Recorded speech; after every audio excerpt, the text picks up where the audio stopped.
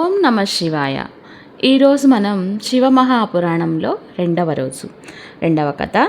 అమరకోశంలో అమరసింహుడు ఆయనను పరమానంద రూపత్వ అంటాడు. ఆయన ఎప్పుడూ పరమానందమును పొందుతుంటాడు అని చెప్పాడంట. మన అందరికీ సుఖదుఖములు అనే బంధములు ఉంటాయి. ఎల్లకాలం అన్ని వేళలా ఆనందంతో ఉండము. ఆయనకు వికారములు ఏమీ లేవు. కాబట్టి ఆయన ఎప్పుడూ పరమానందంతో ఉంటాడు. ఈ పరమానందము అనేది బయట ఉన్న వస్తువులలో లేదు, లోపలే ఉంది. ఆ ఆనందంతో తన్మయత్వమును పొందుతూ ఉంటాడు. దానిని నోటితో చెప్పడం కుదరదు. పద్మాసనం వేసుకొని అరమోడ్పు కన్నులతో ఉంది తనలో తాను రమిస్తూ కనబడుతూ ఉంటాడు. అనగా ఘనీభవించిన ఆనంద స్వరూపమే పరమానంద స్వరూపం. నిత్యానందము ఏది ఉన్నదో దానిని రాశీభూతం చేస్తే అదే శివ. ఆనంద ఘనమే పరమాత్మ. కాబట్టి ఆయన అన్ని వికారములకు అతీతుడై తనలో తాను రమించిపోతూ తానే చిదానంద రూపుడై ఉంటాడు.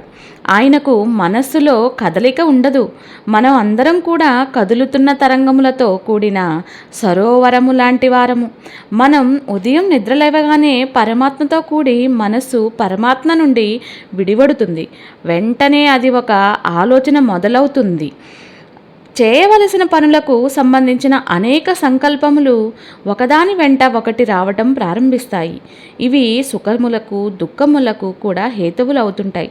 ఇటువంటి సంకల్పములకు అతీతుడై ఈ సంకల్పములు దేనిలో నుంచి పుడుతున్నాయో అది తానై నిరంజన స్వరూపమై ఆనంద ఘనమై కూర్చున్న వాడెవరో వాడు పరమాత్మ. వాడు శంకరుడు. ఆయనే శివుడు. ఆయన సమస్తమును చూస్తూ ఉంటాడు. అటువంటి ఆనందఘనమునకు శివ అని పేరు. అటువంటి ఆనంద స్వరూపులుగా మారడమే మనుష్య జన్మ ప్రయోజనం. దానికే మోక్షము అని పేరు. అటువంటి మోక్ష స్థితిని పొందాలనుకుంటున్న వారికి శివుడే దైవారాధ్యము. అమరకు ఈయన ముందు సజ్జనుల మనస్సు రమించుడును అని చెప్పబడింది. శివస్వరూపమును పట్టుకుంటే అది ఏకరూపంగా, ఏ రూపంగా, ఏ విభూతితో, ఏ లక్షణంతో, ఏ గుణంగా మీ మనస్సును ఇష్టపడిన దానితో మీరు రమించిపోవడం ప్రారంభించినా అది మీకు కావలసిన సమస్తమును ఇస్తుంది. అది ఇవ్వగలదు. దానికి ఆ శక్తి ఉంది. అది మిమ్మల్ని కాపాడుతుంది. పరమాత్మను పట్టుకున్నవాడి కోరికలను ఆ పరమాత్మే తీరుస్తాడు. ఆయన మనకు దేనినైనా ఇవ్వగల సమర్థుడు.